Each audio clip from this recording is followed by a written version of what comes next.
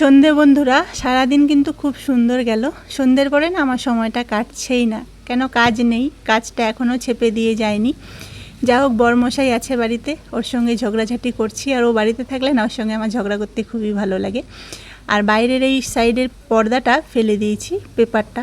আজকে আকাশে খুব সুন্দর হাওয়া বাতাস উঠেছে, মনে হচ্ছে খুব সুন্দর ঝড় বৃষ্টি হবে। সেদিনও এরকম হাওয়া বাতাস উঠে একটু বৃষ্টি হয়ে দুদিন বেশ ঠান্ডা ওয়েদার ছিল।